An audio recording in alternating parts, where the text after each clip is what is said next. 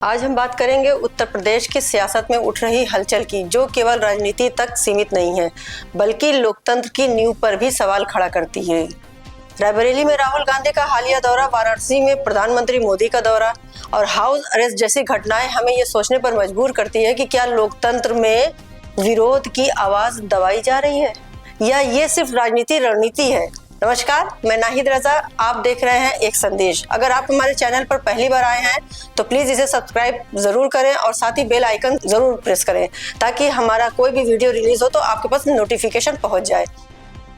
प्रधानमंत्री नरेंद्र मोदी के वाराणसी दौरे से पहले यूपी कांग्रेस के प्रदेश अध्यक्ष अजय राय को उनके लखनऊ स्थित घर में हाउस अरेस्ट किया गया। अजय राय ने अपने घर से वीडियो साझा करते हुए बताया कि पुलिस उनके घर में मौजूद है और उन्हें प्रधानमंत्री के दौरे का विरोध करने से रोकने के लिए यह कदम उठाया गया है। उनका कहना है ये लोकतंत्र पर हमला है। ये कदम विपक्ष की आवाज दबाने के लिए उठाया गया ताकि जनता तक वोट चोर अभियान की जानकारी ना पहुंचे। इतना ही नहीं, अजय राय ने यह भी बताया कि प्रधानमंत्री के दौरे के दौरान वाराणसी में एम्बुलेंस को रास्ता नहीं दिया गया। एम्बुलेंस में बैठे लोग आधे घंटे तक फंसे रहे जिससे उनकी जान खतरे में पड़ सकती थी। सोचिए, वीवीआईपी मूवमेंट के नाम पर आम नागरिकों की सुरक्षा कैसे जोखिम में डाल गई है। रायबरेली में भी हालात कुछ अलग नहीं थे। लोकसभा में विपक्ष के नेता राहुल गांधी अपने 2 दिन के संसदीय दौरे पर पहुंचे। मकसद था इलाके में चल रहे विकास कार्यों का जायजा लेना, जनता से जुड़ना, आगामी विधानसभा चुनाव की तैयारियां करना। लेकिन जैसे ही उनका काफिला रायबरेली में उतरा, सियासत की तपिश अचानक तेज हो गई। भाजपा कार्यकर्ताओं ने सड़क जाम कर दिया। राहुल गो बैक, राहुल माफी मांगो के नारे गूंजने लगे। इस विरोध का नेतृत्व कर रहे थे यूपी सरकार के मंत्री दिनेश प्रताप सिंह, वही दिनेश सिंह जिन्होंने राहुल गांधी ने लोकसभा चुनाव में 4 लाख से भी ज्यादा वोटों से हराया था। मंत्री ने कहा, राहुल गांधी जी ने मोदी जी की मां को गाली दी है। ये भारत की हर वो मां का अपमान है। जब तक वो माफी नहीं मांगते हम चुप नहीं बैठेंगे। काफिला लगभग 1 किलोमीटर पहले ही रोक दिया गया। पुलिस पहुंची, धक्का मुक्की भी हुई, सड़क पर अफरा तफरी भी मच गई। दिलचस्प बात यह है कि दिनेश प्रताप सिंह कभी गांधी परिवार के बेहद करीबी माने जाते थे।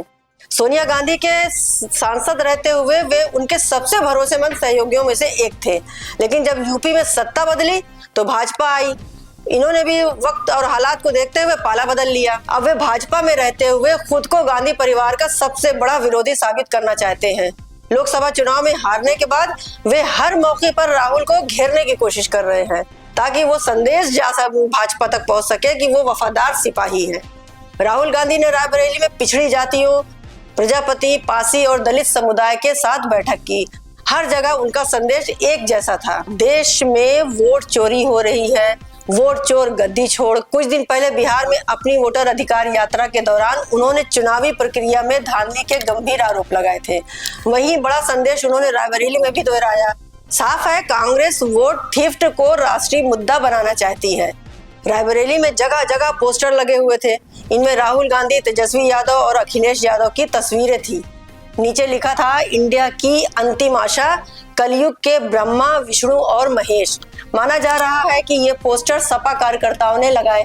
इससे साफ जाहिर है कि विपक्षी एकता का संदेश जमीन पर उतरने की कोशिश हो रही है। रायबरेली दशकों से गांधी परिवार का गढ़ रहा है। सोनिया गांधी यहाँ पर कई बार सांसद रही हैं, लेकिन आज इस संसदीय क्षेत्र में कांग्रेस का कोई विधायक नहीं है। विधानसभा चुनाव में पार्टी का जमीनी स्तर पर ढांचा बेहद कमजोर हो चुका है। इसलिए राहुल गांधी का ये दौरा सिर्फ एक रूटीन विजिट नहीं बल्कि कांग्रेस की खोई हुई जमीनी ताकत को तलाशने की रणनीति थी। इन घटनाओं से साफ सवाल उठता है, क्या लोकतंत्र में विरोध की आवाज दबाई जा रही है? क्या सत्ता में बैठे लोग सिर्फ अपने हितों और पार्टी की सुरक्षा के लिए विरोध को दबा रहे हैं? वाराणसी में हाउस अरेस्ट, ट्रैफिक डाइवर्जन और एम्बुलेंस रोकना, सब कुछ वीवीआईपी मूवमेंट के नाम पर किया गया। लेकिन क्या आम जनता और विपक्ष के नेताओं के अधिकारों की कोई कदर नहीं है? राहुल गांधी ने रायबरेली में स्पष्ट किया, जनता तक मुद्दों को पहुंचाना और सवाल पूछना उनके अधिकार है। अगर लोकतंत्र केवल सत्ता के प्रतिनिधियों का खेल बन जाए तो उसकी असली ताकत खो जाती है। राजनीतिक विश्लेषक मानते हैं कि ये कदम केवल विरोधियों को रोकने के लिए नहीं बल्कि जनता के नजरिए को प्रभावित करने के लिए उठाए जाते हैं। राहुल गांधी और अजय राय जैसे नेताओं का शांतिपूर्ण विरोध जनता में सवाल उठाता है। बीजेपी का पलटवार लोकतंत्र का हिस्सा है, लेकिन ये तब विवादास्पद बन जाता है जब सरकारी शक्तियों का उपयोग विरोध को दबाने के लिए किया जाता है। रायबरेली और वाराणसी जैसे संसदीय क्षेत्र केवल चुनावी क्षेत्र नहीं बल्कि राजनीतिक ताकत का और विरोध का प्रतीक बन चुके हैं। दोस्तों, लोकतंत्र की असली ताकत उसके नागरिकों की आवाज में है। अगर विरोध को दबाया जाए तो लोकतंत्र कमजोर होता है। राहुल गांधी और अजय राय जैसे नेता केवल अपनी बात जनता तक पहुंचाने का प्रयास कर रहे हैं। हमें चाहिए कि हम शांतिपूर्ण विरोध का सम्मान करें और सुनिश्चित करें कि लोकतंत्र में हर नागरिक को अपनी बात रखने का अधिकार मिले। याद रखिए, लोकतंत्र केवल चुनाव जीतने या हारने का खेल नहीं है। ये जनता की आवाज, सवाल पूछने का अधिकार और हर विचार का सम्मान करने की प्रक्रिया है। दोस्तों, अगर आपको ये वीडियो पसंद आया हो तो कृपया लाइक और शेयर जरूर करें और हमारे चैनल को सब्सक्राइब करना बिल्कुल ना भूलें। देश विदेश की बहुत सारी जानकारियों के साथ आपके साथ रूबरू होंगे कल फिर। तब तक के लिए हमें इजाजत दीजिए और आप देखते रहिए एक संदेश। नमस्कार, जय हिंद।